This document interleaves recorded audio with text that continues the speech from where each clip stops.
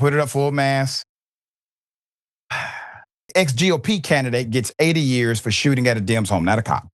An unsuccessful House candidate from New Mexico now has 80 years in prison. Solomon Peña was found guilty of all charges relating to the drive-by shooting and targeting of the homes and offices of state Democratic officials. We brought you this when it first happened. He now has 80 years. Unsuccessful New Mexico House candidate, state House candidate, was sentenced to 80 years in prison on Wednesday, quote, for orchestrating a politically motivated shooting and plotting to murder witnesses to obstruct justice, the Justice Department announced. Solomon Peña, who ran for the House District 14 seat in 2022, was convicted of 13 charges. These included conspiracy, firearms charges, 4 counts of intimidation, and interference with federally protected activities. That's probably witness tampering, per a Department of Justice statement Wednesday. I'm going to give you the background. So he ran, he lost. But after he lost the election, he falsely claimed the election was rigged. Uh-oh. And he began to pressure members of the County Board of Commission. Hey, the election was rigged. He recruited accomplices like Hosea Trujillo and Demetrio to carry out the shootings after the commissioners refused his demand, the DOJ said.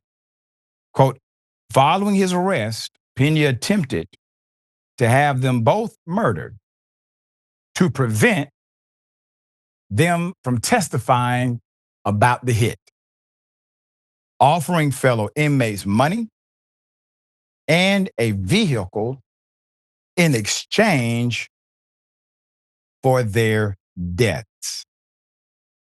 Jose previously pleaded guilty to conspiracy, interference with federally protected activities, and other charges included firearm offenses, and was sentenced to 37 months in prison, according to the DOJ.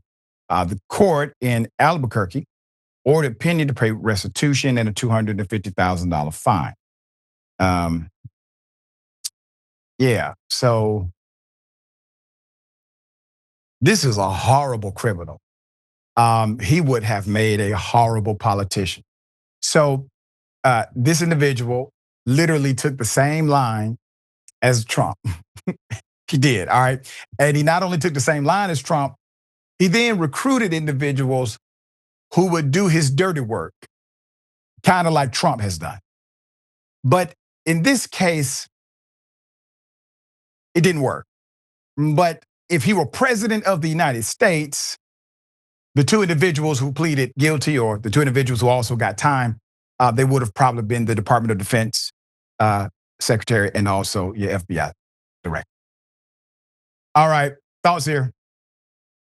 I mean, I think he is also a terrorist, in addition to being an incredibly sore loser. And when you have this cycle, this idea of a rigged election, it's on a meta level, it undermines the entire democratic process. You can't have a functioning democracy if you're concerned that the person who loses might try to kill you or someone else. It is a complete, it goes against everything that these so-called patriots claim to believe in. It also shows that when people talk about how Trump is just saying nonsense all the time, that might be true for a lot of people, but it's not true for all of them. And the words that are spoken from the highest office in the land have an effect on people, and they are watching the president and they're modeling their behavior after him. So I'm glad to see this guy go away, but I worry with where we're at right now in this nation that this isn't going to keep happening over and over again.